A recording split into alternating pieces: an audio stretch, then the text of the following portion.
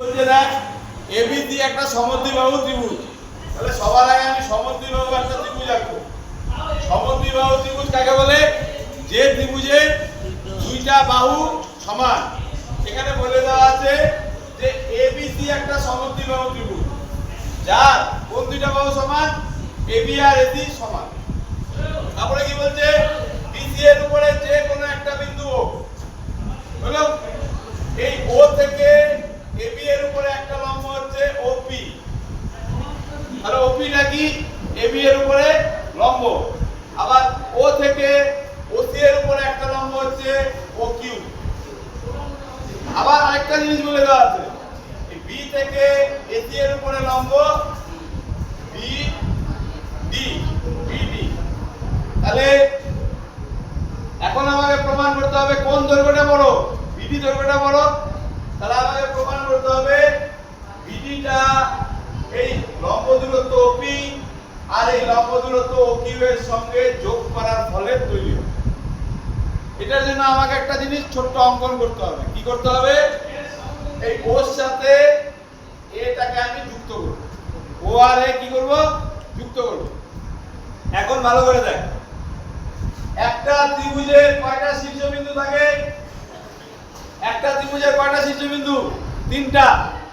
এ একটা শীর্ষবিন্দু, বি একটা শীর্ষবিন্দু, সি একটা শীর্ষবিন্দু থেকে তার বিপরীত বাহু বা এ যদি নেই তার বিপরীত বাহু কি? বিসি।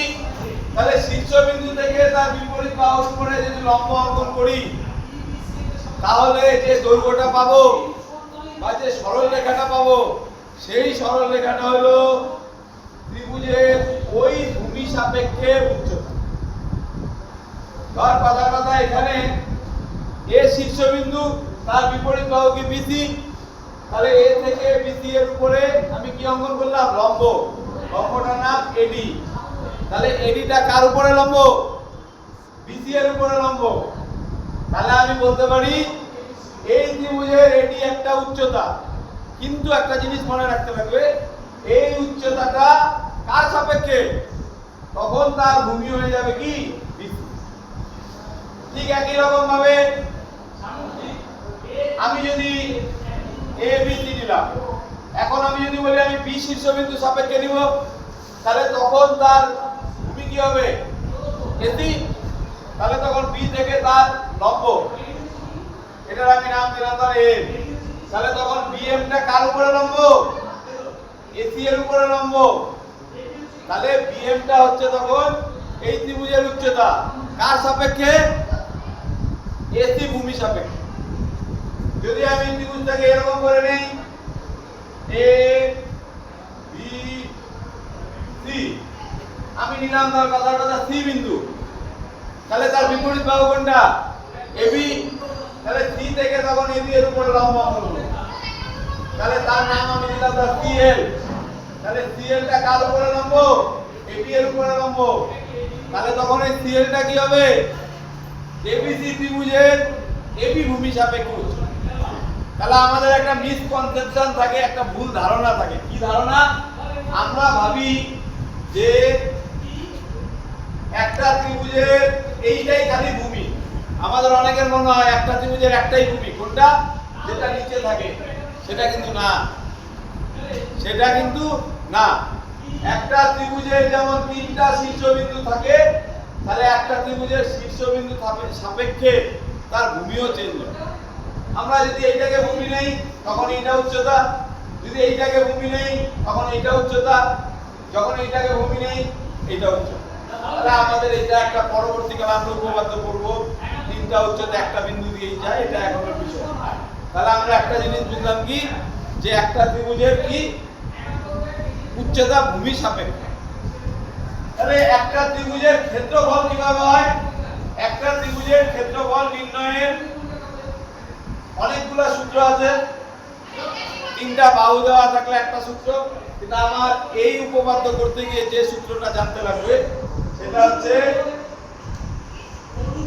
এবিসি একটা কি ত্রিভুজ, এডিটা কি তার উচ্চতা। তাহলে মনে রাখবি ত্রিভুজের ক্ষেত্রফলের সূত্র হাফ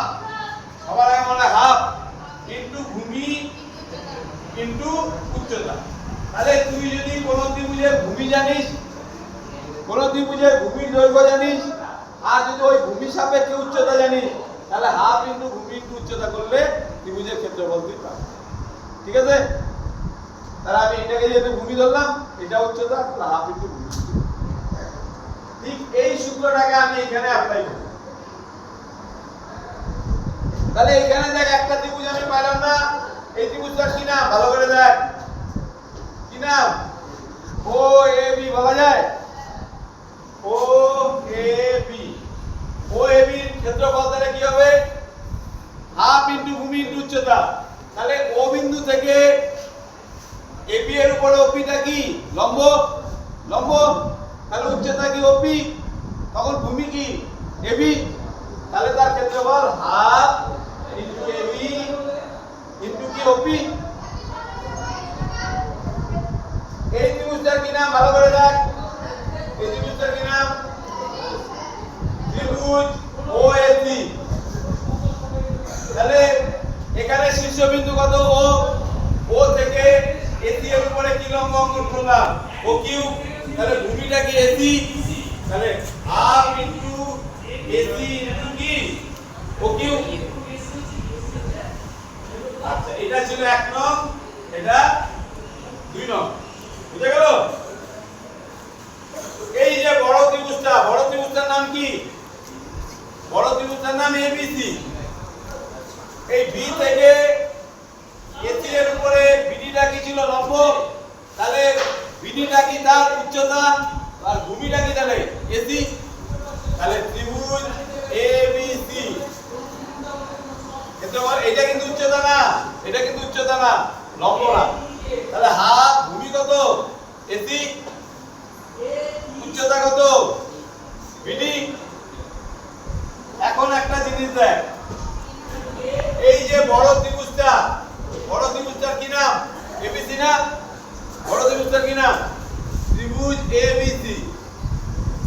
এই ত্রিভুজটাকে আমি এইটা একটা টুকরা না, এটা একটা ভাগ আর এইটা একটা ভাগ, তাই কি না? তাহলে এই ভাগটার নাম কি? ত্রিভুজ ওএবি না? ওএবি। আর এটার কি নাম? ত্রিভুজ ওএসি। তাহলে ভালো করে দেখ, ওএবি আর ত্রিভুজ ওএসি মিলেই তো ত্রিভুজ এবিসি, তাই কি না? এবিসি ত্রিভুজের ক্ষেত্রফল, এই গোটা ত্রিভুজের ক্ষেত্রফল আসলে কি? এই ত্রিভুজটার ক্ষেত্রফল আর এই ত্রিভুজটার ক্ষেত্রফলের যোগফল, তাই না? তাহলে ত্রিভুজ এবিসি ক্ষেত্রফলের সূত্র আমি কি পাইলাম? Half AC into BD. তাহলে half into AC into BD. ও এবি ত্রিভুজের ক্ষেত্রফল কি পাইলাম? Half AB into OP. আরেকটা জিনিস বলা ছিল, কি বলা ছিল? এবি আর এসি সমান ছিল। তাহলে আমি এবির জায়গায় কি বসাবো? এসি। তাহলে হাফ এসি ইনটু কি? ওপি। আর এটা হলো হাফ এসি ইনটু ওকিউ। এখন ভালো করে দেখ, এদিকে half into AC into BD, আর এখান থেকে দেখতো হাফ এসি কমন নেওয়া যায়। হাফ এসি যদি কমন নিই কি থাকবে? ওপি প্লাস ওকিউ থাকবে, ওপি প্লাস ওকিউ।